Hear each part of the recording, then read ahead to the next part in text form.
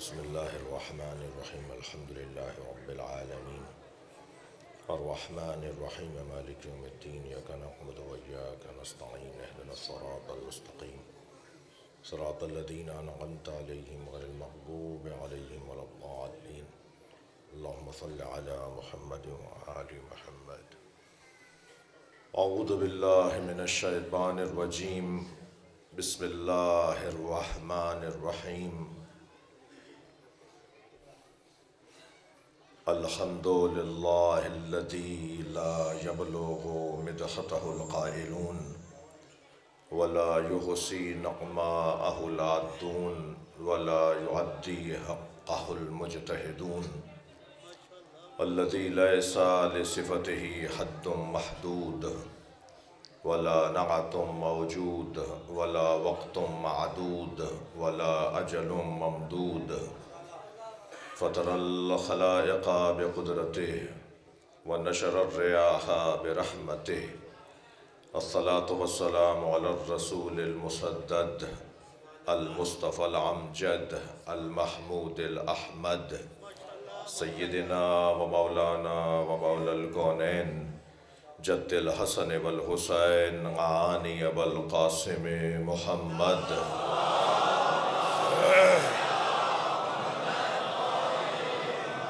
وآلہ الطیبین الطاہرین المعصومین الذین قال اللہ انما یرید اللہ لیذہب عنکم الرجس اہل البیت ویطہرکم تطہیرا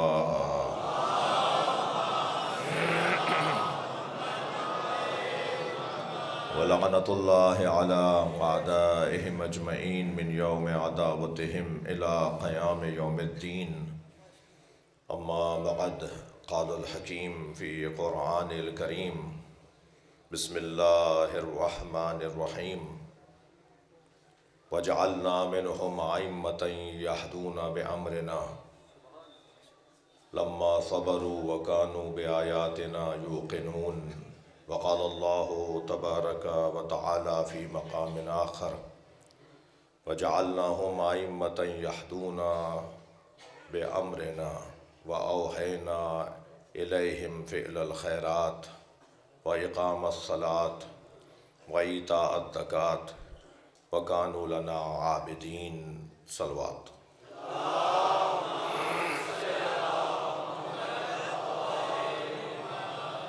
اس سے بلند صلوات دیا کرے گا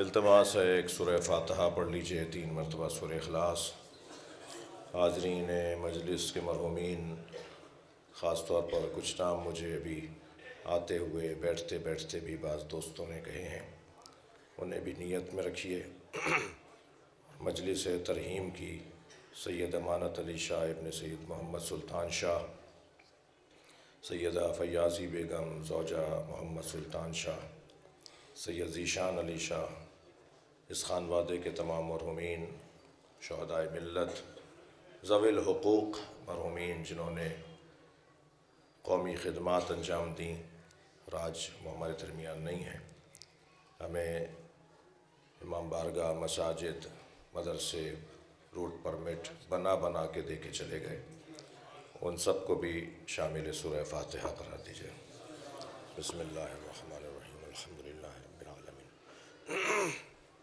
الرحمن الرحیم مالک یوم الدین ایاک نعبد و ایاک نستعین اہدنا الصراط المستقیم صراط الذین انعمت علیہم غیر المغضوب علیہم ولا الضالین بسم اللہ الرحمن الرحیم قل هو اللہ احد اللہ الصمد لم یلد ولم یولد ولم یکن له کفوا احد بسم اللہ الرحمن الرحیم قل هو اللہ احد اللہ الصمد لم یلد ولم یولد ولم یکن له کفوا احد بسم اللہ الرحمن الرحیم قل هو اللہ احد اللہ الصمد لم یلد ولم یولد ولم یکن له کفوا احد اللہم صل علی محمد وآل محمد مغفرت کے لیے بلند تر صلوات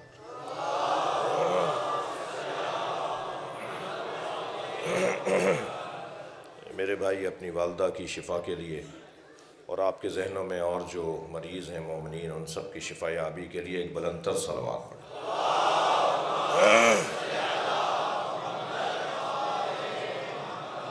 یہ اگر مناسب سمجھیں تو میرے یہ عزیز اور یہ عزیز ادھر جگہ ہے، آپ آ جائیے، کوئی کچھ نہیں کہے گا آپ کو، آپ یہاں سے اٹھ کے یہاں آ جائیے، ادھر جگہ ہے، ادھر بھی جگہ ہے، آئیے ہمت کیجیے، آئیے، تکلیف میں کھڑے ہوئے ہیں، نہ جانے ان میں کون اللہ کا ولی ہو، ان کا ایک احترام ہے۔ ایک اور بلند صلوات پڑھیں،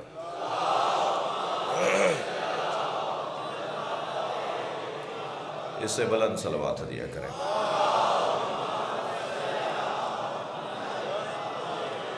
اس سے بھی بلند ممکن ہے۔ اللہم صل علی محمد وآل محمد۔ چنیوٹ والوں کا رزق بڑھوائیے بلند صلوات سے۔ اللہم صل علی محمد وآل محمد۔ میں نے آپ کے سامنے ایک مضمون کی 2 آیتیں پڑھی ہیں، ایک سورہ مبارکہ سجدہ میں ہے اور ایک سورہ مبارکہ بقرہ میں ہے۔ رجب کا مہینہ ہے، 27 تاریخ ہے، آنے والی رات بھی تاریخ کی ایک منفرد رات ہے، تاریخ کو موڑنے والی رات ہے، بلکہ میں لفظ اور بہتر کروں، تاریخ کو سیدھا کرنے والی رات ہے۔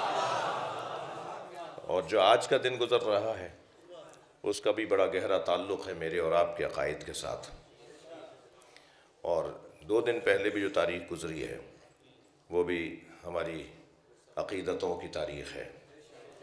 تو اتنا بڑا میدان ہے، اب میں کہاں سے بات شروع کروں گا اور کہاں بات پوری ہوگی، دیکھیں مولا کیا چاہتے ہیں۔ پہلی آیت جو میں نے تلاوت کی اس میں اللہ ارشاد فرما رہا ہے وَجَعَلْنَا مِنْهُمْ أَئِمَّةً يَهْدُونَ بِأَمْرِنَا، اور ہم نے ان میں سے کچھ کو امام بنایا ہے۔ يَهْدُونَ بِأَمْرِنَا، جن کا کام یہ ہے کہ ہمارے امر کی ہدایت کریں، یا ترجمہ کیا ہے جن کا کام یہ ہے کہ وہ ہمارے امر سے ہدایت کریں۔ لَمَّا صَبَرُوا وَكَانُوا بِآيَاتِنَا يُوقِنُونَ، اور ہم نے جنہیں امام بنایا ہے انہیں ہم نے امام میرٹ پر بنایا ہے۔ ہر جگہ ایک ہی آواز، ہر جگہ ایک ہی پکار کہ میرٹ پہ تقرریاں ہونی چاہیے، میرٹ پہ پارٹی ٹکٹس ملنے چاہیے، میرٹ پہ داخلے ہونے چاہیے، میرٹ پہ تبادلے ہونے چاہیے۔ ہم بھی 1400 سال سے مجلس کر رہے ہیں کہ نبی کے بعد میرٹ پہ ماننا چاہیے۔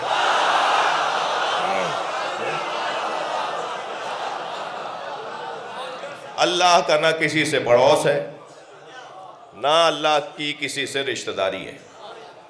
پڑوس کی بنیاد پر بھی فیصلہ بدلنا پڑتا ہے۔ کیا کریں بھائی، ہندو ہے، یہودی ہے، عیسائی ہے، کوئی بھی ہے، مگر پڑوسی ہے۔ اس کا کوئی بھی عقیدہ ہو پڑوسی ہے، اس کا کچھ بھی نظریہ ہو ہمارا ہمسایہ ہے۔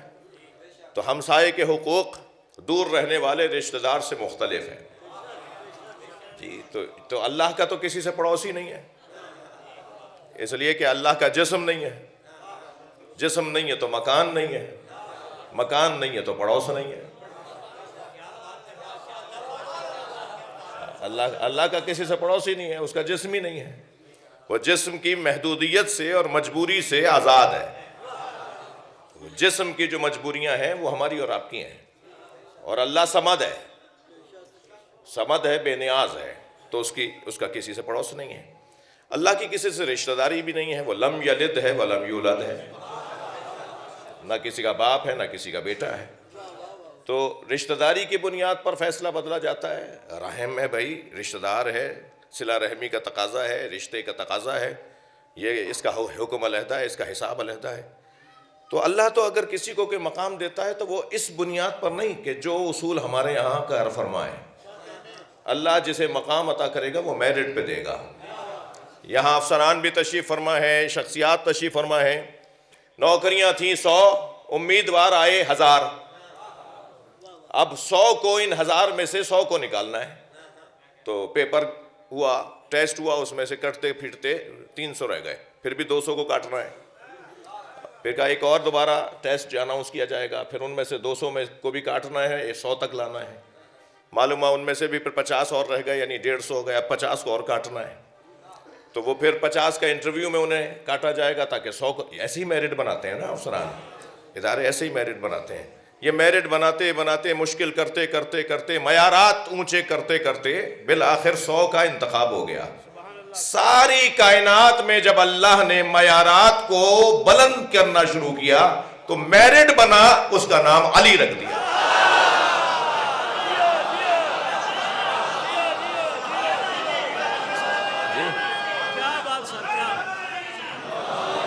علم میں سب سے زیادہ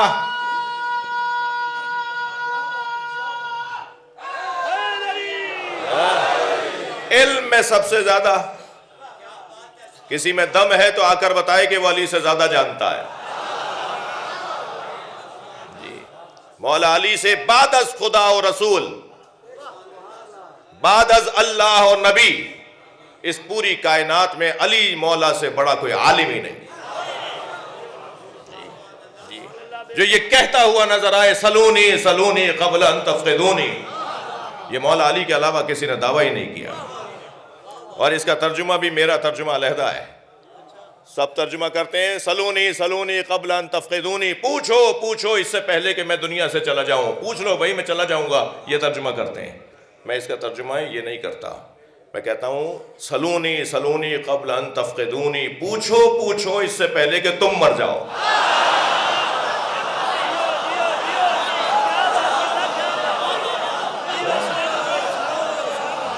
جس نے علی سے پوچھا وہ مالک اشتر آج بھی زندہ ہے، اور جنہوں نے نہیں پوچھا وہ تاریخ میں گم ہو گئے. علی مولا کہاں گئے بھائی؟ علی مولا کہاں گئے؟ میں شہنشاہ حسین نقوی زندہ ہوں، اس پر مجھے شک کرنا چاہیے. علی زندہ ہیں، اس پہ یقین ہونا چاہیے. میرٹ پر ایک عنوان ہے، علم کا عنوان. اس پوری کائنات میں مولا علی سے بڑا عالم نہیں. اس بچے سے، اس جوان سے اگر اسکول کالج میں، اس کے ادارے میں کوئی پوچھے بھائی کیوں مولا علی کو افضل مانتے ہو، تو موٹا سا جواب دے دو کہ کیوں اللہ نے آدم کو فرشتوں سے افضل مانا، آدم کو فرشتوں سے افضل جانا. جواب آئے گا فرشتوں سے زیادہ علم رکھتے تھے. تو فارمولہ بن گیا نا کہ جو زیادہ علم رکھتا ہو وہی زیادہ افضل ہے. تو مجھے ڈھونڈ کے لا دو کوئی کہ جس نے کہا ہو کہ ہم علی سے زیادہ جانتے ہیں. اور اس موضوع پر اگر رکا رہوں گا تو مجھے تو گھنٹوں چاہیے کہ اپنے کسی ایک بڑے کا نام بتاؤ کہ جس کے بارے میں تمہیں بتاؤں کہ اس نے مولا سے کیا کیا آ کے پوچھا. حضرت امام مالک سے کسی نے کہا کہ بتائیے سرکار پر جبریل کتنی دفعہ نازل ہوئے؟ تو حضرت مالک نے فرمایا 12,000 دفعہ. 6,000 آیات، 6,000 سے زیادہ آیات، مگر آیات کے علاوہ بھی تو جبریل آتے تھے نا. تو حضرت امام مالک نے فرمایا کہ 12,000 دفعہ. وہاں ایک شیعہ دوست کو چٹکی بھرنے کے لیے اس نے پوچھا کہ علی پر کتنی دفعہ جبریل نازل ہوئے؟ یہ سوچ رہا تھا کہ وہ جواب دیں گے کہ بھائی علی کا سوال ہی نہیں بنتا کہ علی پہ جبریل نازل ہوئے ہوں. تو یہ شیعہ دوست شرمندہ ہو جائے گا اور میں اپنا کام کر جاؤں گا. تو امام مالک نے بے ساختہ فرمایا 24,000 دفعہ. کہا نبی پہ 12,000 دفعہ، علی پہ 24,000 دفعہ. کہا تم نے یہ حدیث نہیں پڑھی ہے؟ انا مدینۃ العلم وعلی بابها، میں شہر علم ہوں، علی اس کا دروازہ ہے. دروازے پہ آنے والا 2 دفعہ آتا ہے، آئے گا اور جائے گا.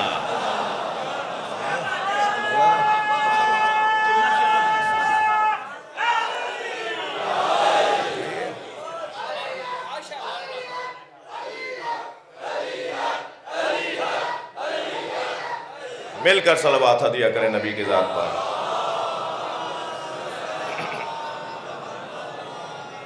جی عزیزو، میرٹ مولا کی کائنات کی افضلیت کی ایک پہلی موٹی دلیل آپ کا علم ہے. جی آج بھی علی مولا کے بغیر ہمارے گھر کی زینت مکمل نہیں ہوتی. قرآن کے برابر میں نہج البلاغہ رکھی ہوئی ہے. علم، وہ چیزیں جو انسان کو افضل اور اعلیٰ اور اولیٰ اور عرفہ قرار دیتی ہیں. ان میں سے ایک عنوان ہے سخاوت. والذین ينفقون فی السراء والضراء. جس گھرانے کی میں بات کر رہا ہوں اور آپ بات سن رہے ہیں، اس گھرانے کی اللہ نے تعریف کی ہے. ایک گھرانہ ایسا ہے جو دارائی میں بھی عطا کرتا ہے اور ناداری میں بھی. ان کے پاس ہوتا ہے تب بھی دیتے ہیں، ان کے پاس نہیں ہوتا تب بھی دیتے ہیں. مجلس کے بعد کوئی جوان مجھے روک نہیں لے، مولانا پیسے ہوں گے تو دیں گے نا، پیسے ہوتے تو دیتے نا. تو میں اسے جواب دوں گا تم دینے والے ہوتے تو پیسہ ہوتا. جی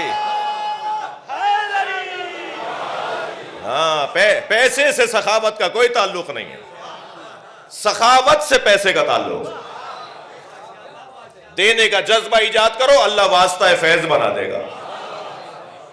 تمہارے ذریعے سے ہی اللہ پھر لوگوں تک اپنا فیض پہنچائے گا. تو ہم جس گھرانے کو مانتے ہیں ان کے پاس ہو تب بھی دیتے ہیں، نہ ہو تب بھی دیتے ہیں.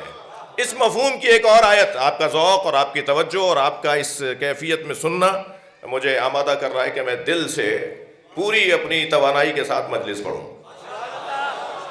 ایک اور اس مضمون کی آیت مجھے یاد آ رہی ہے، کلمتن طیبتن کشجرتن طیبہ. اللہ صرف قائد اعظم نے 2 نظریوں پہ پاکستان نہیں بنایا ہے.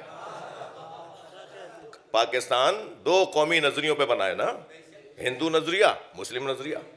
صرف قائد اعظم نے 2 قومی نظریوں پہ پاکستان نہیں بنایا. اللہ نے ساری کائنات 2 قومی نظریوں پہ بنائی ہے. ایک قومی نظریے کو شجرہ طیبہ کہا جاتا ہے اور ایک قومی نظریے کو شجرہ خبیثہ کہا جاتا ہے. میری اور آپ کی عزت یہ ہے کہ ہم شجرہ طیبہ سے جڑے ہوئے ہیں، خبیثوں کو ہم نہیں جانتے.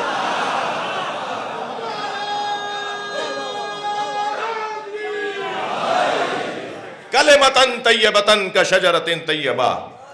پھر کلمہ طیبہ جو شجرہ طیبہ کی طرح ہے، پھر اللہ نے اس کی نشانیاں بتائی ہیں. اصلھا ثابت، اس کی جڑیں بڑی مضبوط ہیں. اور شجرہ خبیثہ کی تعریف بتاؤں کیا کہا؟ اجتثت من فوق الارض. شجرہ طیبہ کیا؟ جس کی جڑیں مضبوط ہیں. اور شجرہ خبیثہ کو اللہ کیا کہہ رہا ہے؟ قرآن ہے یہ، سورہ آل عمران. اللہ کیا ارشاد فرما رہا ہے؟ اجتثت من فوق الارض. یہ زمین کے اوپر سے اگتا ہے. اب اللہ کی تعبیر ہے، غور کرتے چلے جائیے. جی جو پودا اوپر سے اگتا ہے وہ پھر ایک ہوا کے جھونکے پہ کہیں سے کہیں چلا جاتا ہے. جی ہوا کے دوش پہ رہتا ہے، روزانہ رنگ بدلتا ہے، روزانہ ڈھنگ بدلتا ہے، روزانہ در بدلتا ہے، روزانہ عقیدہ بدلتا ہے. اس کی کوئی حیثیت ہی نہیں ہوتی، روزانہ اپنا انداز تبدیل کر لیتا ہے. وہ شجرہ خبیثہ. مگر شجرہ طیبہ اصلھا ثابت، اس کی جڑیں بڑی مضبوط ہیں. وفرعھا فی السماء، اور اس کی شاخیں آسمانوں میں. مجھے تو کوئی درخت نہیں ملا جس کی شاخیں آسمانوں میں گئی ہوں. جس کا مطلب یہ کہ درخت کہہ کے اللہ ہمارے ذہن کو قریب کر رہا ہے. یہ ہے کچھ اور قصہ. جس کی جڑیں مضبوط ہیں، شاخیں آسمانوں میں ہیں. اچھا شاخیں آسمانوں میں، جو باردار درخت ہوتا ہے اس کی تو شاخیں پلٹ کے زمین میں آتی ہیں. جتنا پھل بڑھے گا اتنا ہی شاخیں جھکنا شروع ہو جائیں گی. اور یہ درخت عجیب درخت ہے کہ جس کے لیے پھل کے بارے میں آگے چل کے ایک اور صفت بیان ہو رہی ہے. یہ پھلدار درخت بھی عجیب پھلدار، مگر اس کے لیے کہہ رہا اللہ کہ یہ آسمانوں میں اس کی شاخیں ہیں. یہ کوئی ایسا درخت ہے جو نظر یہاں آتا ہے مگر روٹیاں وہاں والے یہاں سے لے جاتے ہیں. وہاں والوں کو بھی یہ کھلاتا ہے. ایک ایسا درخت ہے.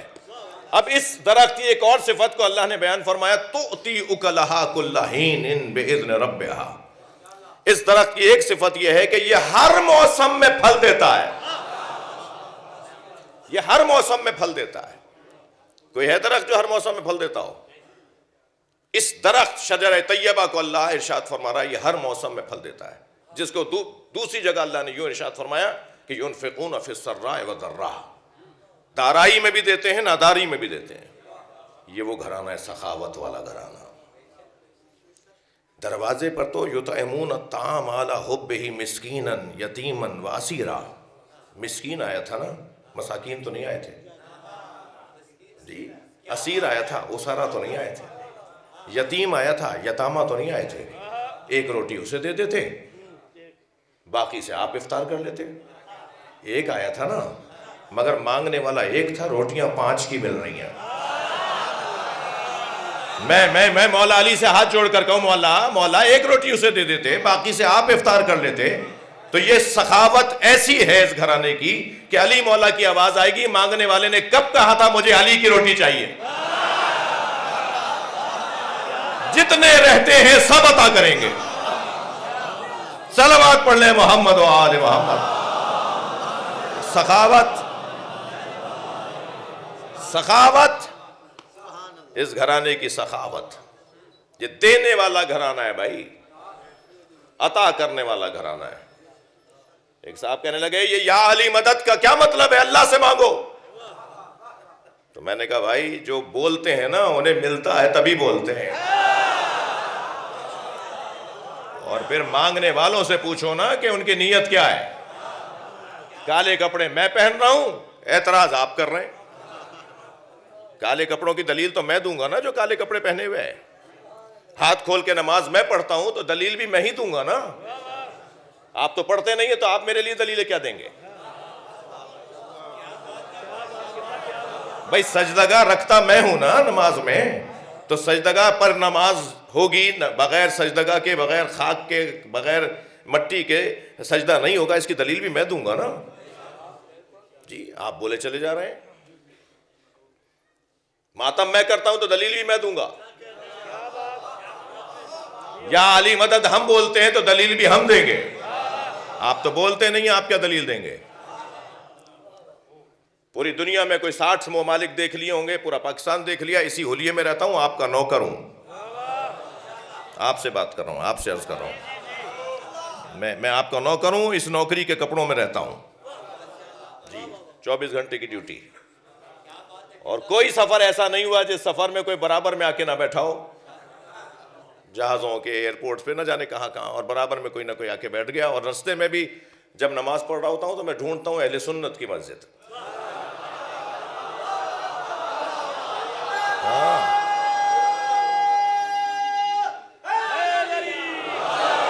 میں اہل سنت کی مسجد میں نماز پڑھتا ہوں، اس لیے کہ وہ مسجد سنیوں کی نہیں ہے، یہ امام بارگاہ شیعوں کا نہیں ہے۔ ناراض ہو رہے ہیں آپ میری باتوں سے۔ شیعہ امام حسین کی عزاداری کے مالک نہیں ہے، نوکر ہیں۔ ناراض ہو کے نہیں سنیے گا، شیعہ امام حسین کی عزاداری کے نوکر ہیں، اور نوکروں کو اپنی اوقات میں رہنا چاہیے۔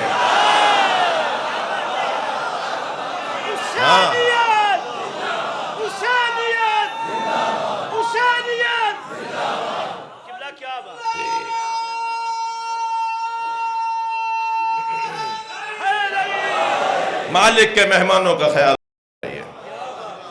میرے ان عزیزوں نے دروازے پہ کسی کو نہیں کھڑا کیا ہوا جو شناختی کارڈ چیک کرے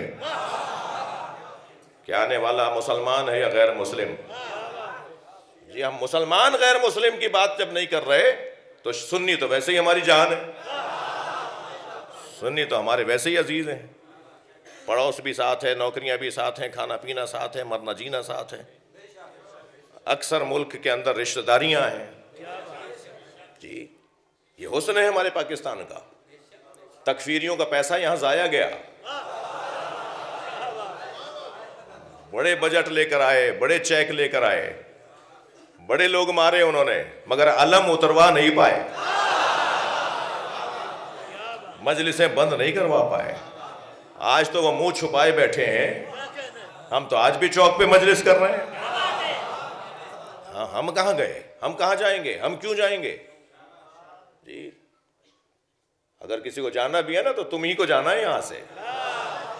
ہمارا یہ وطن ہے، یہ سنی نے سوچا تھا، شیعہ نے بنایا تھا۔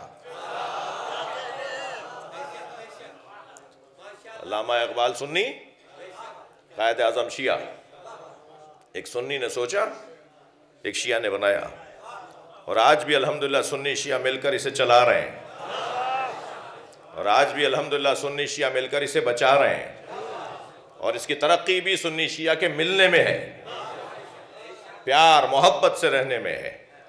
جی میں سنی بچوں سے کہوں گا شیعہ مسجدوں میں، یعنی جو شیعوں کی مسجدیں ہیں، شیعوں کی تو نہیں ہے نا، وہ شیعہ مینجمنٹ کے پاس ہے، وہ شیعہ جس میں جن کے پاس مسجدیں ہوں وہاں نماز پڑھا کرو، ویسے ہی پڑھو جیسے تمہیں سکھائی ہے، ویسے تمہیں سکھائی ہے، جہاں بھی ہاتھ باندھتے ہو ہاتھ باندھ کے نماز پڑھو، مگر شیعوں کی مسجد میں آ کے پڑھو، وہ شیعوں کی نہیں ہے۔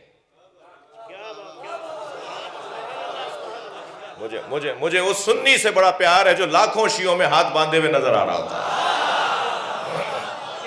مشہد میں، نجف میں، کربلا میں، جی نجف اشرف میں، لاکھوں شیعوں کے درمیان 10 5 20 50 جگہ ہمیں ہاتھ باندھے ہوئے بھی نماز پڑھتے ہوئے، جماعت بھی کر رہے ہوتے ہیں، فرادہ بھی پڑھ رہے ہوتے ہیں۔ مجھے وہ سنی بہت اچھا لگتا ہے جو لاکھوں شیعوں میں ہاتھ باندھ کے نماز پڑھتا ہے، وہ ہاتھ باندھ کر بتاتا ہے شیعوں سے ڈرنا نہیں، یہ مارتے نہیں ہیں۔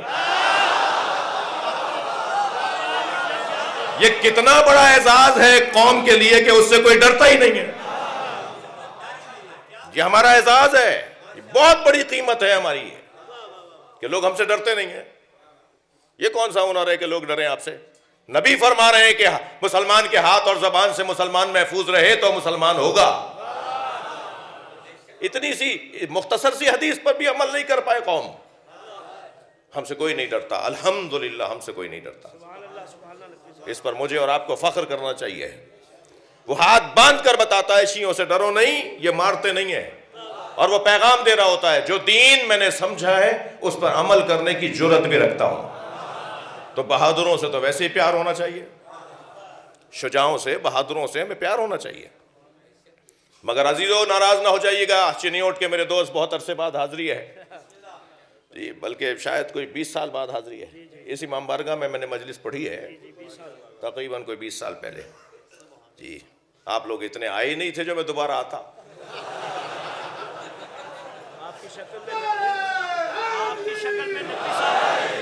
میرے بڑے بھائی جناب مولانا محمد عون نقوی چنیوٹ والوں سے بڑا پیار کرتے تھے، اور وہ مسلسل بار وہ یہاں آتے رہے۔ میں آپ کے مرحومین کی اور آپ میرے مرحومین کی مغفرت کے لیے ایک بلند صلوات پڑھیں، اللہ محمد ایک جملہ میں ضرور کہنا چاہوں گا، مجھے اس سنی سے بہت پیار ہے جو لاکھوں شیعوں میں ہاتھ باندھ کے نماز پڑھتا ہے، مگر مجھے اس شیعہ سے اتنی ہی نفرت ہے جو 4 سنیوں میں ہاتھ باندھ لیتا ہے۔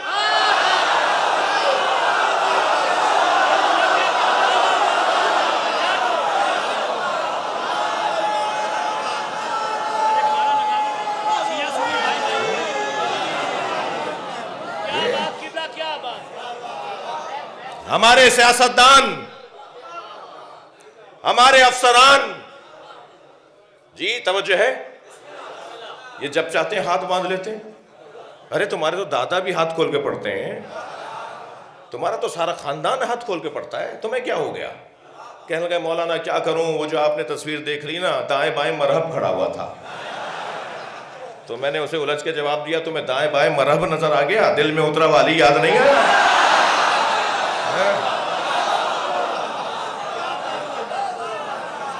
ہمت کرو بھائی، حوصلہ کرو، ایک صلوات اور پڑھیں، بس اس کا خیال رکھنا کوئی اس سے نہیں ٹکرائے۔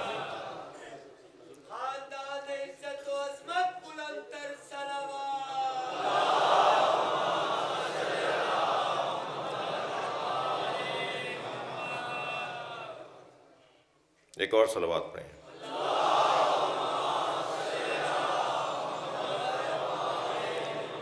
اس سے بلند صلوات پڑھیں۔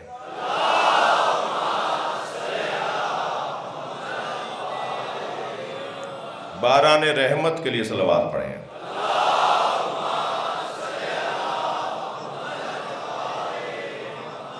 توجہ کر لیا آپ نے؟ جی علم کے بعد سخاوت، اور سخاوت کے بعد شجاعت۔ شجاعت خود ایک معیار ہے، ایک عنوان ہے۔ 3 لوگوں کو یا عالی مدد کہنے سے پہلے 6 دفعہ سوچنا چاہیے۔ ایک کنجوس کو،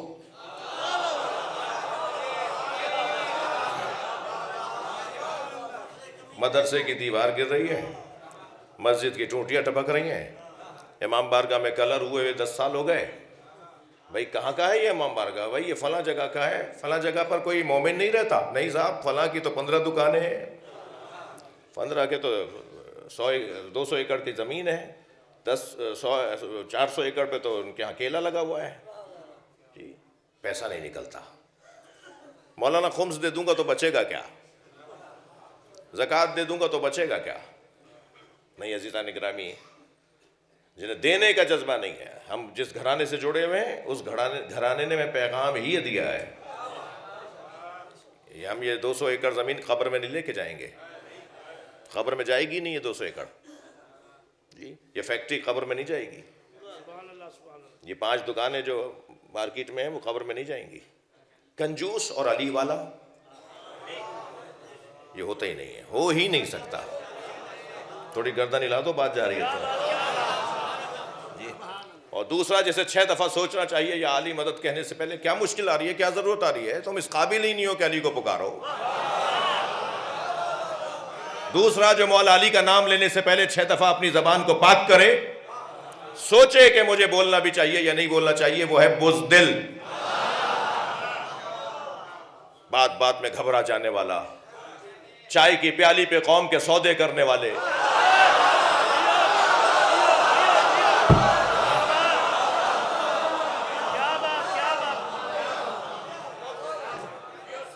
مشین نہیں نکلے گی، ہم اعلان کر رہے ہیں. تم ہو کون؟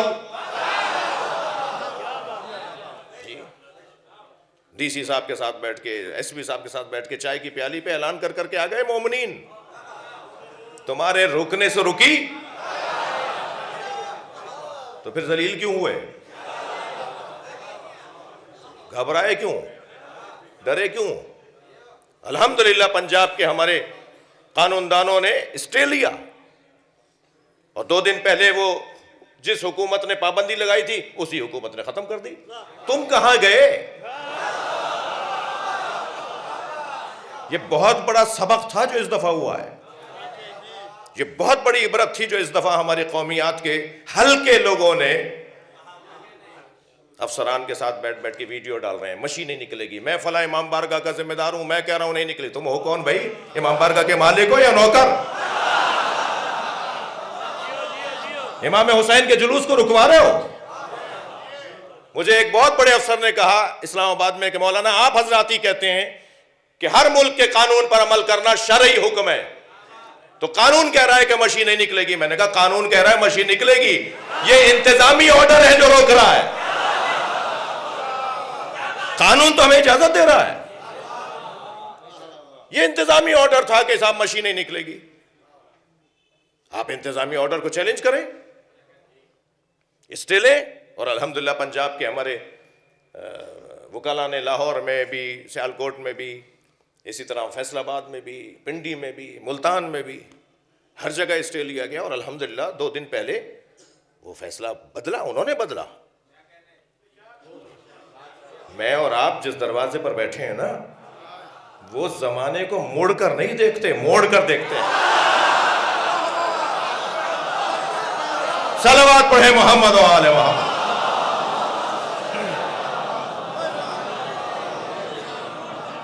اور بلند صلوات محمد و آل محمد.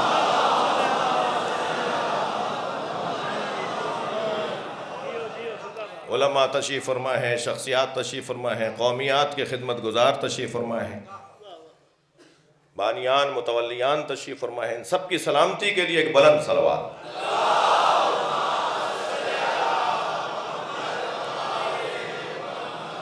بزدل اور علی والا نہیں ہو سکتا، نہیں ہو سکتا. ہمت، حوصلہ، خوف علی والوں کیا نہیں ہوتا. جذباتی بھی نہیں ہوتا علی والا، حکیم و دانا ہوتا ہے، سمجھدار اور معاملہ فہم ہوتا ہے. جنگ صفین میں مولا علی کی آواز آئی ہے، جو شام سے لشکر آیا ہے بھائی یہ تمہارا دشمن نہیں ہے. مولا کا ایک چاہنے والا گھوڑے کی پشت پہ کھڑا ہو گیا تاکہ اونچا ہو جائے. مجمع تھا، لشکر بڑا تھا مولا کا. اس نے آواز دے کر کہا مولا سے کہ مولا یہ ہمیں مارنے آیا ہے، آپ فرما رہے ہیں یہ ہمارا دشمن نہیں ہے. حضرت فرمایا یہ تمہارا دشمن نہیں ہے، تمہارے اندر کا خوف تمہارا دشمن ہے. میرے بزرگ تشریف فرمائے یہاں پر. میں بھی خاندانی الحمدللہ عزادار اور ماتمدار خاندان سے اور ذاکروں کے خاندان کی اولاد ہوں. ہمارے یہاں یہ سرخ لائن ہوتی تھی، ریڈ لائن ہوتی تھی. علم کا مسئلہ، ماتم کا مسئلہ، ساری دوستیاں اپنی جگہ، یہاں مولا کا مسئلہ ہے. سارے تعلقات اپنی جگہ، یہاں مولا کا مسئلہ ہے. یہاں سمجھوتا نہیں ہوگا، عزاداری پر کوئی سمجھوتا نہیں ہوگا، ماتم پر جلوس پر کوئی سمجھوتا نہیں ہوگا. تم نہیں تھے، یہ ذکر تھا. تم نہیں رہو گے، یہ رہے گا. میں کیوں اپنا ریکارڈ خراب کر کے جاؤں تمہارے تعلقات کی وجہ سے؟ تم کل یہاں ہو، کل کہیں اور چلے جاؤ گے، وہاں جا کے کہو گے آپ نے مانی کیوں تھی؟ ہمیں تو کرنا تھا، یہ ہماری تو ڈیوٹی بنتی تھی، آپ نے ہماری مانی کیوں؟ آپ کہتے نہیں مانتے، ہم کیا کر لیتے آپ کا؟ ہاں یہی بات میں کہتے ہیں. صلوات پڑھے ذرا محمد و آلہ.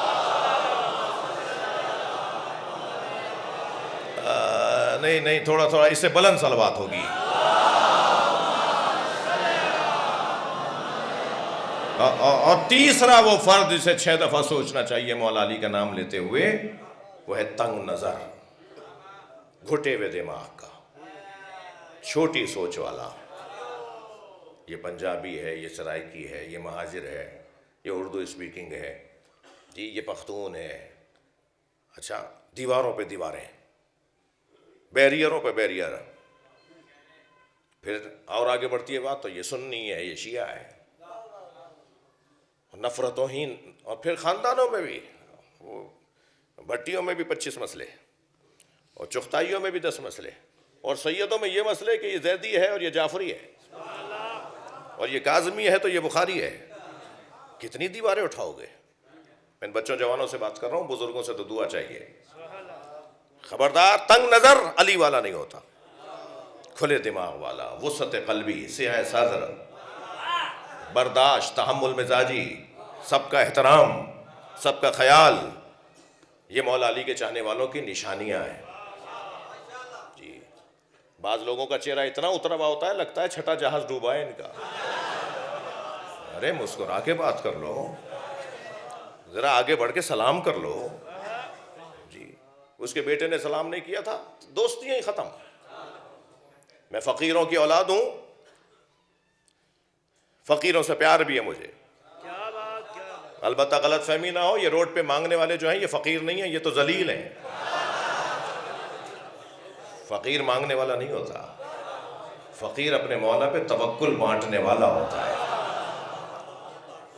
فقیر اپنے مولا پہ بھروسہ بانٹ رہا ہوتا ہے. تو میں ٹنڈو آدم سے سانگڑ جا رہا تھا، سندھ کے 2 شہر ہیں، جڑواں شہر ہیں، بیچ میں پھاٹک آتا ہے. جیسے ابھی آپ کے چنیوٹ میں پھاٹک آیا، ایسے پھاٹک آتا ہے بیچ میں. تو گاڑی ہماری رکی، تو پھاٹک کی جو ناٹی سی دیوار ہوتی ہے، چھوٹی سی دیوار جس میں پھاٹک جڑا ہوا ہوتا ہے، اس پر ایک فقیر بیٹھا تھا. اس نے مجھے اسی حلیے میں دیکھا تو دور سے آواز دے کر اس نے کہا السلام علیکم یا علی مدد.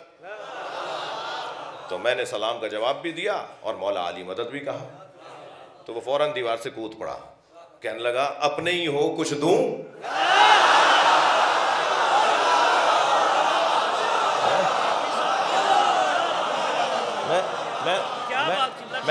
میں نے اپنے دوست سے کہا بھائی گاڑی روکو، مجھے اترنے دو، مجھے پہلا فقیر ملا ہے. فقیر مل ہی نہیں رہے بھائی. میں عرض کرتا ہوں، فقیر مانگنے والے کو نہیں کہتے، فقیر دینے والے کو کہتے ہیں. جب اس نے کہا نا کہ مجھے اپنے ہی لگے ہو کچھ دوں، تو میں نے بے ساختہ کہا مجھے پہلا فقیر ملا ہے. فقیر مانگنے والا نہیں ہوتا، فقیر تو دینے والا ہوتا ہے. تو خیر میں گاڑی سے اترا، میں ان کی طرف بڑھا، وہ میری طرف بڑھے. قلندر کے فقیر تھے جی. تو وہ میری طرف بڑھے، میں ان کی طرف بڑھا. مجھ سے کہنے لگے بتاؤ زہد کسے کہتے ہیں؟ میں ان بچوں جوانوں سے کہہ رہا ہوں، بڑوں کے پاس جب جایا کرو نا، بولنا بند کر دیا کرو اور صرف سنا کرو.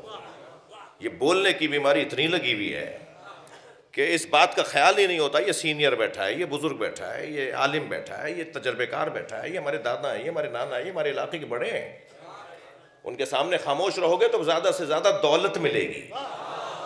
تجربات کی دولت، مشاہدات کی دولت، نصیحتوں کی دولت. تو مجھ سے کہنے لگے کہ بتاؤ زہد کسے کہتے ہیں؟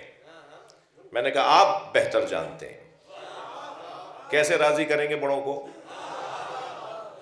کیسے ان کے دل کو تیار کریں گے کہ وہ آپ سے بات کریں، اچھی اچھی باتیں کریں؟ میں نے کہا آپ بہتر جانتے ہیں.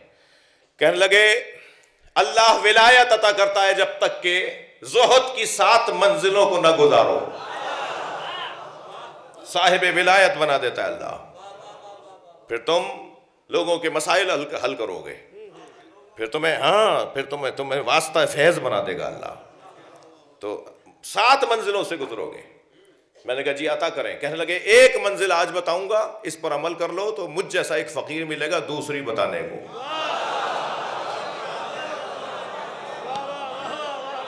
میں نے کہا جی عطا کریں. کہنے لگے زہد کی پہلی منزل ہے ذات کی نفی.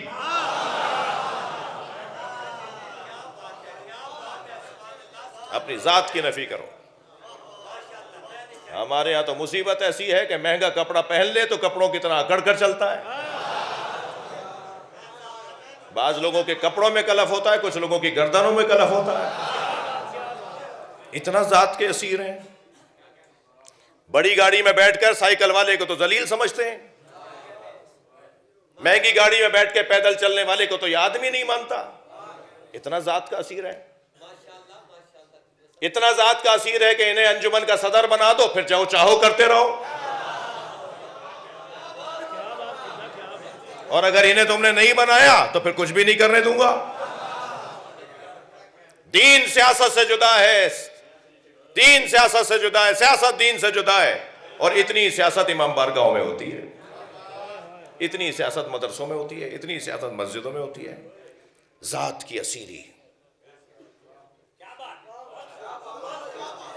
انانیت، تنگ نظری ہوتی اس وجہ سے. وہ کہتا ہے میں ہی سب کچھ ہوں، بس دوسرا تو کوئی ہے ہی نہیں، کچھ ہے ہی نہیں. اس بنیاد پہ وہ تنگ نظر ہو جاتا ہے. ڈاکٹر ادیب الحسن صاحب نے کراچی یونیورسٹی میں آرگن ڈونیشن کے حوالے سے ایک سیمینار رکھوایا، اہدائے اعضاء. اگر میرا دماغ مر جائے تو ضروری نہیں ہے کہ دل بھی فوراً بند ہو. اصل موت دل کے بند ہونے کی نہیں ہے، دماغ کے مرنے کی. فقہی طور پر بھی، میڈیکلی بھی، شرعی طور پر بھی دماغ کا مرنا موت ہے. دل کی تو کیفیت یہ ہے کہ آپ اس کو کاٹ کے باہر نکال کے رکھ دیں، وہ بھی شاید آدھا گھنٹے تک دھڑکتا رہے گا. تو یہ دھڑک رہا ہے تو کیا یہ زندہ ہے آدمی؟ مردہ کا نکال کے رکھ دیں، وہ دھڑکتا رہے گا. تو اصل موت دماغ کی موت ہے.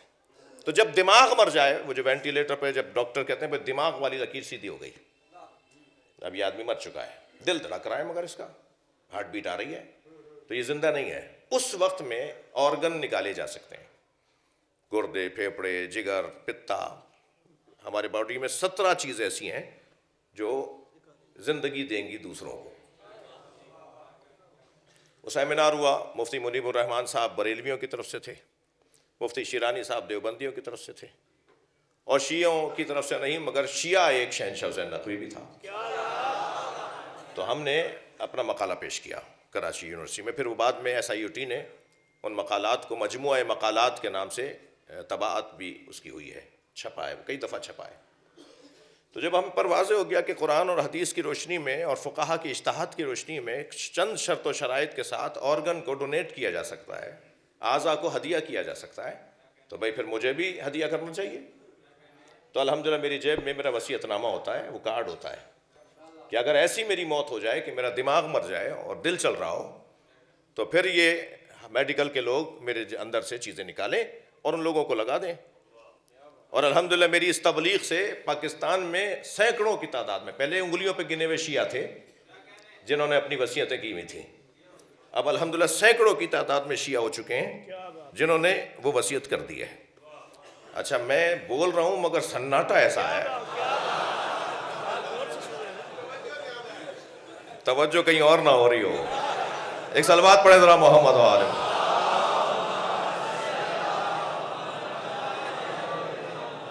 تو جب یہ ہم نے سیمینار میں خطاب کیا اور بات آگے بڑھی، اور یہ وہ مقالہ ہم لوگوں کو دیتے ہیں جہاں جب ممکن ہوتا ہے، تو ایک جگہ میں کچھ لوگوں نے مجھے روک لیا، کہنے لگے مولانا اگر میرے گردے کسی ہندو کو لگ گئے تو کیا ہوگا؟ اچھا یہ قبر میں سڑانے کو تیار ہے، قبر میں یہ گردے سڑ جائیں گے، ختم ہو جائیں گے، اس کے لیے تیار ہے یہ۔ مولانا میرا دل اگر کسی عیسائی کو لگ گیا تو کیا ہوگا؟ اور ایک نے تو حد کر دی، کہنے لگا مولانا اگر میرا دل کسی سنی کو لگ گیا تو کیا ہوگا؟ تو میں نے بے ساختہ پہلا جواب تو یہ دیا، گھٹے ہوئے دماغ والا تنگ نظر علی والا نہیں ہوتا۔ جی تمہارا دل اگر کسی ہندو کو لگ گیا تو کیا معلوم وہ مسلمان ہو جائے؟ تمہاری آنکھیں اگر کسی ایسے سنی کو لگ گئیں کیا معلوم وہ علم کی زیارت کرنے لگ جائے؟ انسانیت بھی کچھ ہے یا نہیں؟ تنگ نظر علی والا نہیں ہوتا۔ اس گھرانے کو پروردگار عالم، میں نے آپ سے کہہ دیا تھا بھائی 2 گھنٹے کی مجلس ہوگی،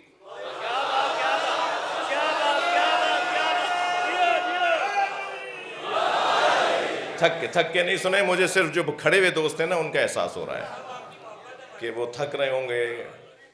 اگر امام بارگاہ میں جی ہاں بڑی عنایت، آپ نے 10 منٹ بڑھا دی ہے سرکار۔ میرے بزرگ کی صحت و سلامتی کے لیے بلند صلوات۔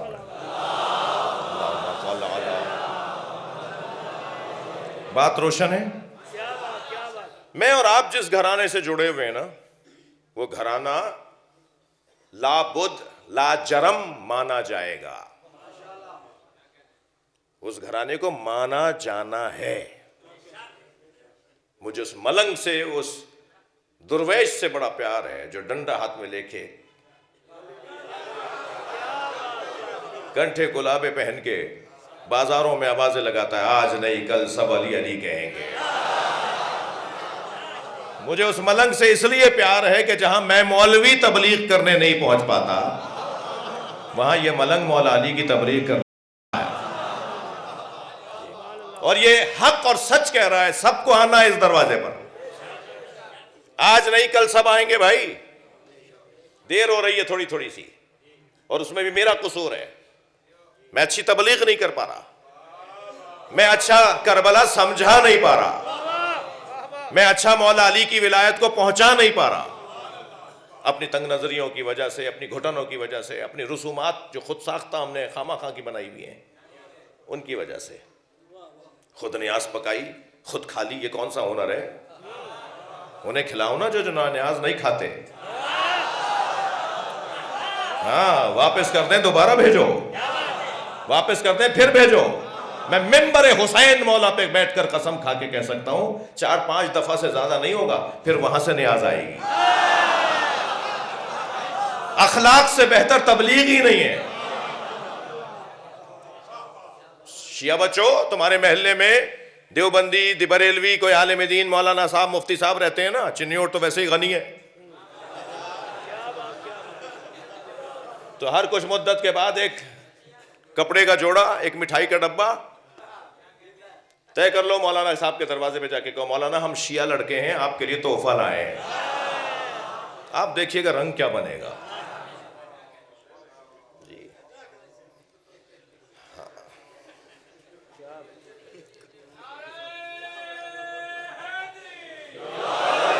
توجہ کر لیا آپ نے؟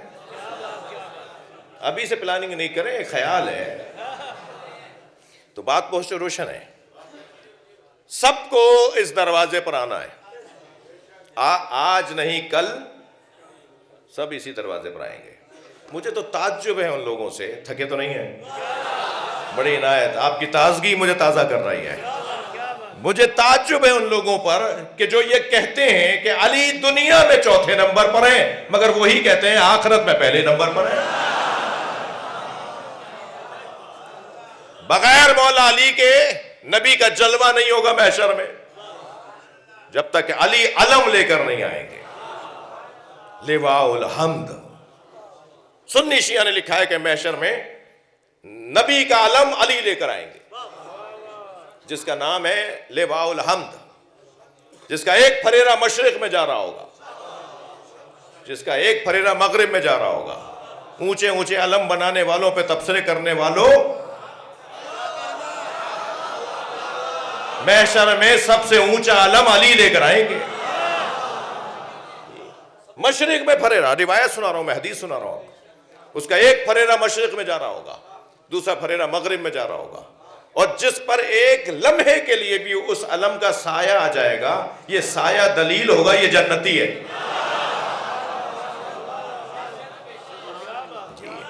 مگر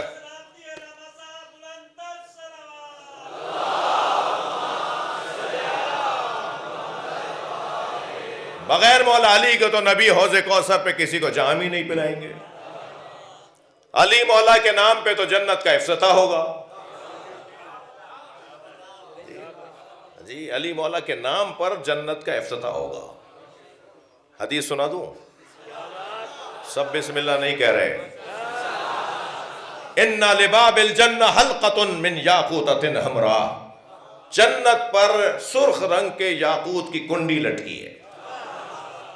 علی صفاح الذہب، جو سونے کی تختی پہ جا کے لگتی ہے. تھک گئے آپ؟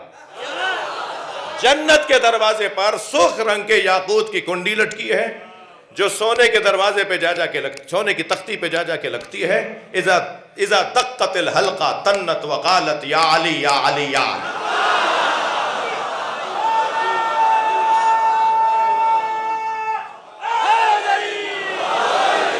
جب وہ کنڈی بجتی ہے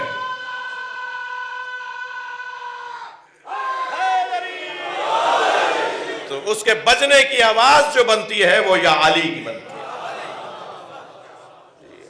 جنت کے 8 دروازے ہیں، 8 دروازے دوزخ کے ساتھ ہیں. اللہ دوزخ میں کم بھیجنا چاہتا ہے. اچھا یہ دوزخ بھی علی کے دشمنوں نے ہی بنوائی ہے، اللہ تو بھیجنا ہی نہیں چاہتا بھائی. لو اجتمع الناس علی حب علی ابن ابی طالب، حدیث سنا رہا ہوں، اگر لوگ علی کی محبت پر جمع ہو جاتے لما خلقت النار، تو میں اللہ دوزخ ہی نہ بناتا. تو اللہ تو دوزخ میں بھیجنا ہی نہیں چاہتا، یہ خود سے جانا چاہتے ہیں. جنت کے 8 دروازے، 8 دروازوں پہ لکھا ہوا لا الہ الا اللہ محمد الرسول اللہ علی ولی اللہ. علامہ الجوینی کی کتاب فرائض الصمتین، سنی عالم دین نے لکھا ہوا ہے اس حدیث کو. جنت میں تھک تو نہیں گئے؟ جنت میں جب تیز ہوا چلتی ہے، ہمارے یہاں جب تیز ہوا چلتی ہے، شاعر حضرات تشریف فرما ہوں گے جی، تو وہ نظم کرتے ہیں صدائے سرسر. تیز ہوا کو کیا لکھتے ہیں شاعر؟ صدائے سرسر، سر کی آواز. ٹھیک ہے، جنت میں جب تیز ہوا چلتی ہے تو صدائے سرسر نہیں بنتی، علی علی علی علی. حدیث سنا رہا ہوں میں آپ کو، حدیثیں سنا رہا ہوں. یہ کوئی خطابت نہیں کر رہا. مجلس تو مجھے پڑھنی نہیں آتی جی، واقعی مجلس کہاں مجھے پڑھنے آتی ہے، آگے ہوں آپ کے پاس. جنت میں جب تیز ہوا چلتی ہے تو اس کی جو آواز بنتی ہے سب کے کانوں میں آئے گی علی علی علی. اللہ نے جنت کو مخملی پردوں سے سجایا ہوا ہے، اور مخملی پردوں پر اللہ نے جو نگار لکھے ہوئے ہیں نا، یہ جن بزرگوں نے یہ امام بارگاہ بنایا جو دنیا سے چلے گئے، ان کی مغفرت کے لیے صلوات.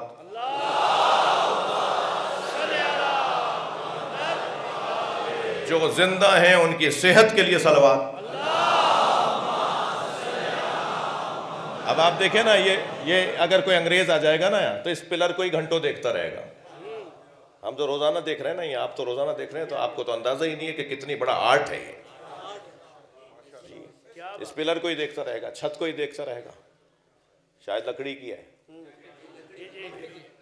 جی. یہ کوئی کم بات ہے؟ کتنے دل سے اپنے گھر سے زیادہ اچھا مولا کا گھر بنایا ہے جی. یہ سجایا ہے نا، اللہ نے بھی جنت کو سجایا ہے، اور اللہ نے جنت کو سجایا ہی علی علی سے. ہاں باقاعدہ نگار. حدیث کہتی ہے اللہ نے مختلف طریقوں سے علی علی لکھا ہوا ہے جنت. اللہ نہیں چاہتا کہ جنت اور علی کے بغیر ہو. جنت علی، علی جنت. اس لیے جتنا مزہ ہمیں امام بارگاہ میں آتا ہے، یہاں پہلو بدلنے کی جگہ نہیں ہے نا. بعض جگہ میں نے اور قریب بلا کر اور ذرا تنگ بٹھا دیا جی. بدن کو تکلیف ہو رہی ہوگی مگر روح کو غذا مل رہی ہے. یہ ہے اس دروازے کی برکتیں. وہ جو میرڈ اللہ نے بنایا، جس جو آیت میں لے کے چل رہا ہوں، وہ آیت کیا کہہ رہی ہے؟ وَجَعَلْنَا مِنْهُمْ أَئِمَّةً يَهْدُونَ بِأَمْرِنَا. ہم نے ان میں سے کچھ کو امام بنایا ہے. کیوں امام بنایا ہے؟ لما صبروا، کیونکہ سب سے بڑے صابر ہیں. ان کے امام بننے کی سب سے بڑا میرٹ، سب سے بڑا معیار یہ ہے کہ وہ صابر ہے. تم سے تو برداشت نہیں ہوتا، فوراً ہنٹر نکال لیتے ہو، فوراً تلوار نکال لیتے ہو، پھر امام بننے کا شوق بھی ہے. صلوات پڑھ لیں ذرا محمد و آل محمد.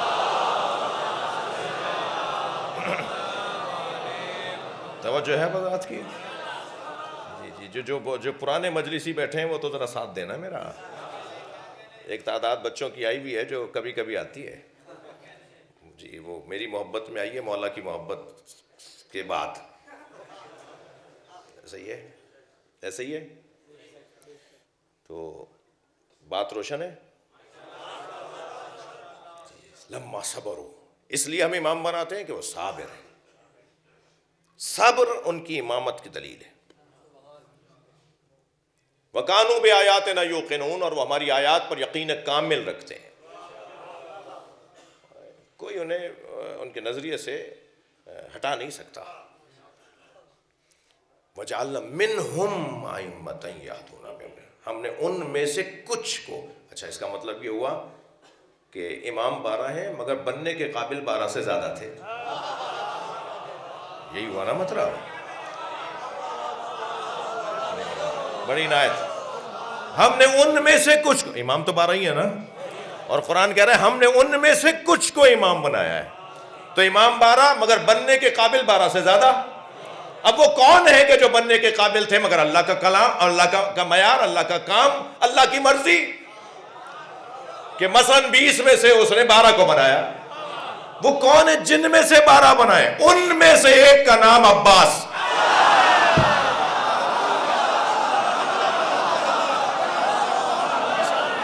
لہذا استاد قمر جلالوی، شاعر حضرات آگاہ ہیں اور میری قوم آگاہ ہے استاد قمر جلالوی سے. استاد قمر جلالوی بڑا سہل ممتنع کا شاعر. استاد قمر جلالوی کے مصرے مجھے یاد آ رہے ہیں. وہ کہتے ہیں کہ مرحب کا قتل بھی کوئی خیبر میں قتل تھا. اب دیکھیں زبان، دیکھیں زبان، کتنی سادہ بات، کتنی مشکل بات کتنی سادگی میں کہی ہے. کہتے ہیں مرحب کا قتل بھی کوئی خیبر میں قتل تھا، پھینکا تھا ذوالفقار کا صدقہ ہوتا ہے.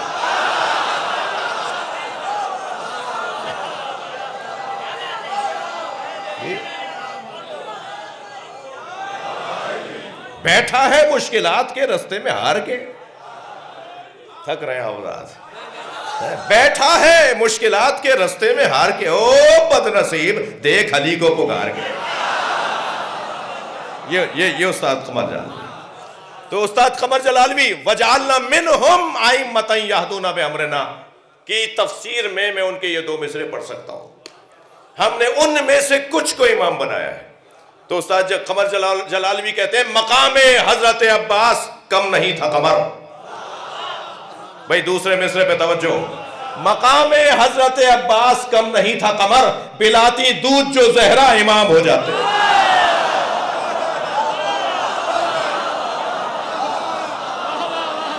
صلوات پڑھ لیں محمد و آل محمد.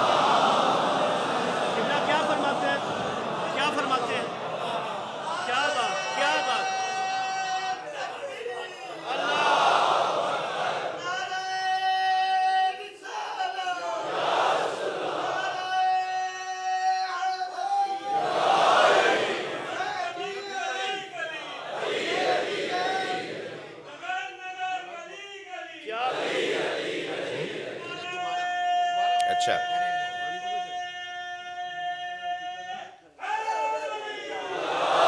مقام حضرت عباس کم نہیں تھا قمر، پلاتی دودھ جو زہرا امام ہو جاتا.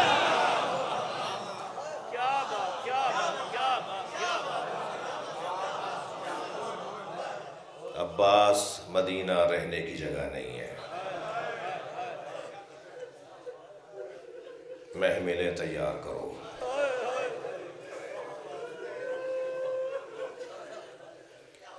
زینب میری بہن تیاری کرو، حسین مدینہ چھوڑ رہا ہے۔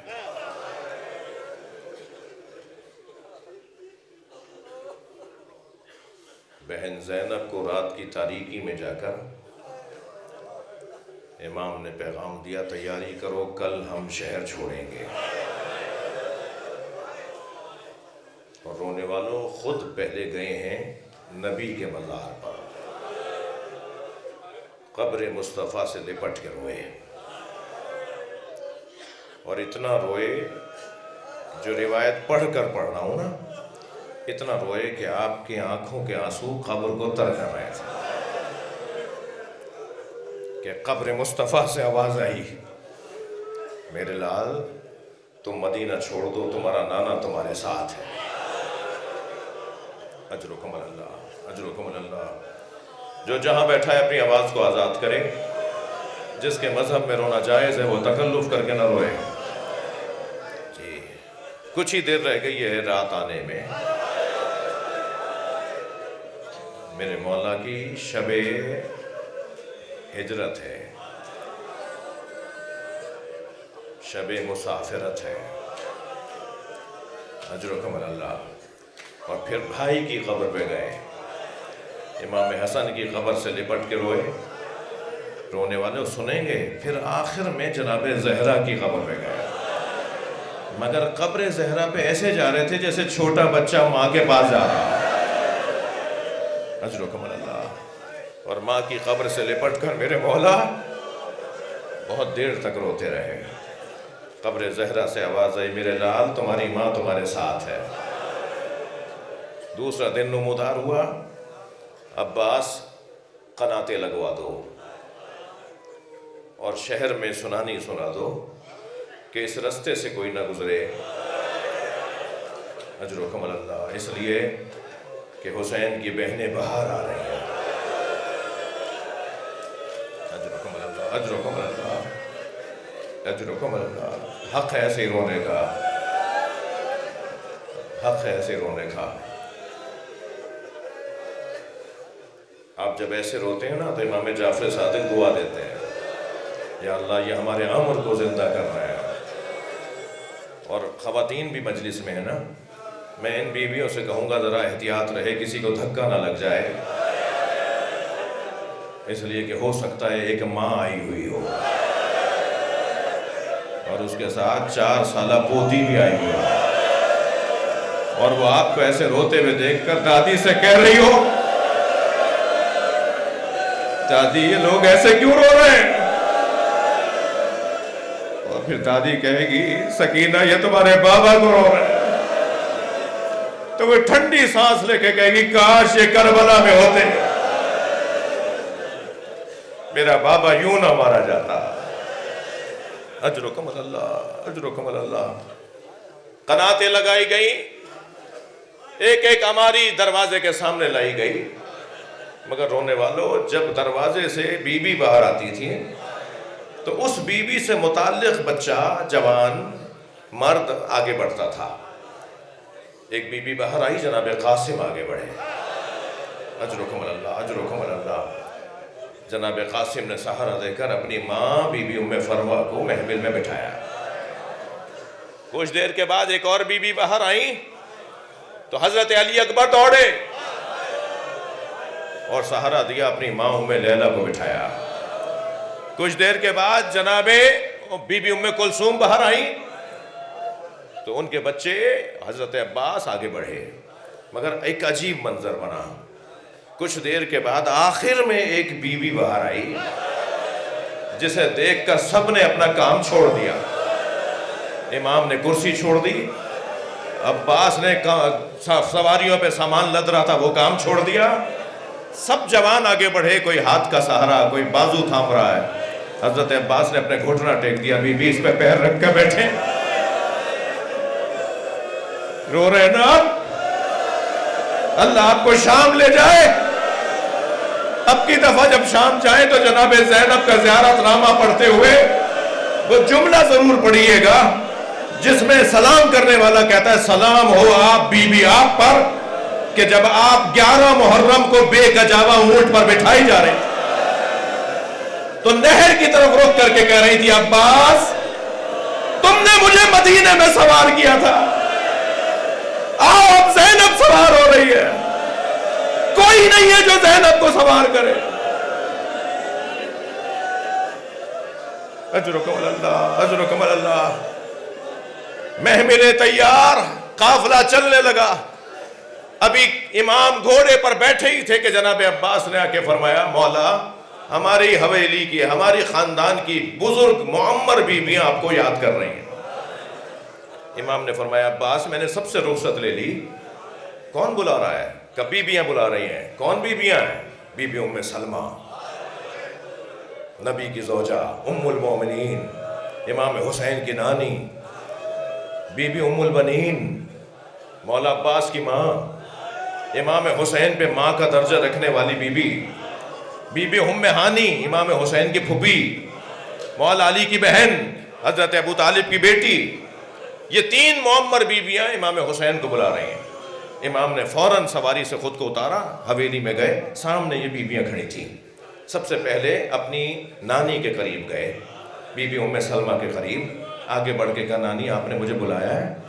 تو بی بی نے اپنی چادر میں سے ایک شیشی نکالی، اجرکم اللہ، جس میں خاک تھی۔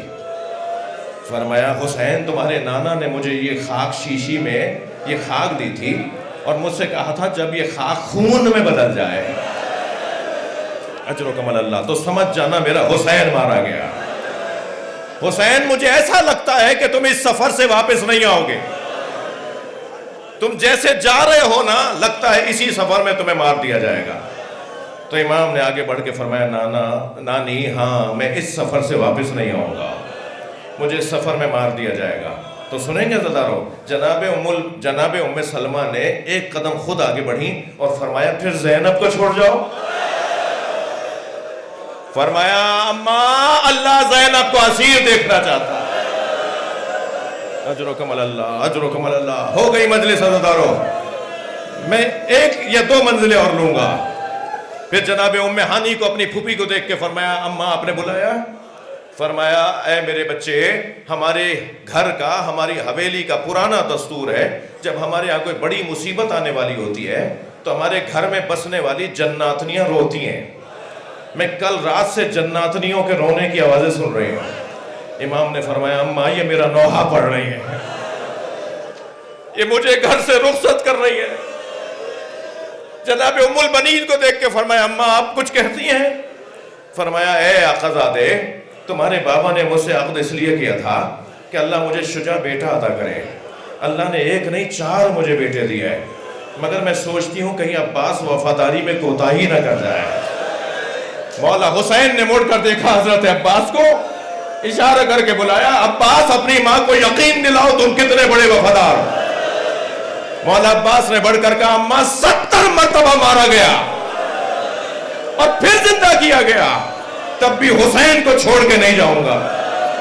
اجرکم اللہ۔ ہو گئی مجلس، 1 منزل اور ایک منزل اور میرے ساتھ رہیے۔ قافلہ چلا، ابھی قافلہ کچھ آگے گیا تھا کہ حضرت عباس گھوڑا دوڑاتے ہوئے کبھی آگے لے جاتے ہیں کبھی پیچھے چلے جاتے ہیں، آنے والوں کو آگاہ کرتے ہیں یہ رستہ تمہارا بھی ہے یہ رستہ ہمارا بھی ہے، بس اتنا خیال رہے کہ ان محملوں میں زینب ہے۔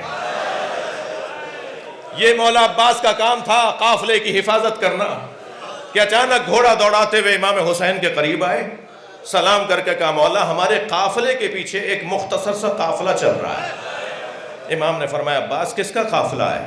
کہ مولا صحابی رسول ہیں، نبی کے صحابی ہیں، حضرت عبداللہ ابن عروہ غفاری رضی اللہ تعالیٰ عنہ، ان کا ایک بیٹا بھی ساتھ ہے، ان کا ایک غلام بھی ساتھ ہے، بس یہ 3 لوگوں کا قافلہ ہے، 4-5 سواریاں ہیں، کچھ پہ سامان لدھا ہوا ہے، یہ ہمارے پیچھے پیچھے آ رہے ہیں۔ امام نے ذوالجنہ کی گردن پہ ہاتھ پھیر کے فرمایا اے میرے رہبار میرے نانا کے صحابی تک مجھے پہنچا۔ گھوڑا مڑا، امام صحابی کی طرف بڑھے، انہوں نے جب آتے ہوئے دیکھا امام حسین کو تو حضرت عبداللہ ابن عروہ غفاری گھوڑے سے اتر آئے، ان کا بیٹا اور غلام بھی گھوڑے سے اتر آئے۔ عبداللہ ابن عروہ غفاری کی کیفیت یہ ہے کہ کمر خمیدہ ہے، کمر کو سنبھالنے کے لیے پٹکا باندھا ہوا ہے، بال سفید ہیں، ہاتھوں میں راشا ہے، چہرے پہ بزرگی کے آثار ہیں، مسن صحابی ہیں نبی کے۔ امام نے آگے بڑھ کے گلے سے لگایا، نانا کے صحابی کہاں کا ارادہ ہے؟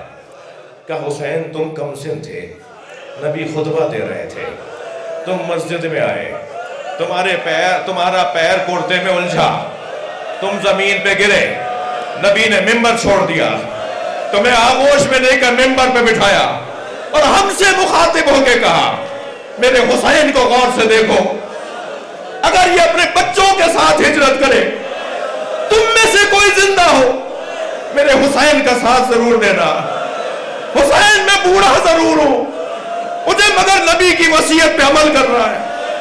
امام نے رو کر گلے سے لگایا، عباس لے کے چلو، کہ نہیں حسین تمہارا قافلہ آگے چلے گا، میں پیچھے پیچھے چلوں گا۔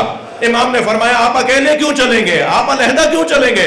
کہا نہیں حسین میں اس قافلے میں نہیں چلوں گا، اس قافلے میں زینب کی سواری ہے، میں کہوں گا عبداللہ بڑا ادب کیا زینب کا، 11 محرم کو آؤ دیکھو زینب چادر باندھ رہی ہے،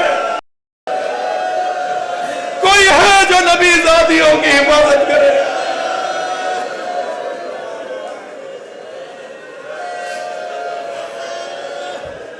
اللہ لعنت اللہ علی الظالمین۔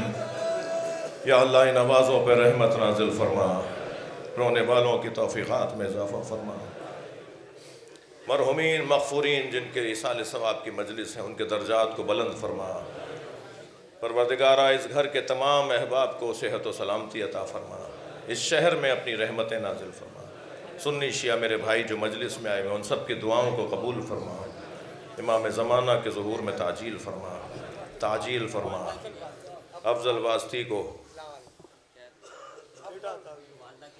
شفا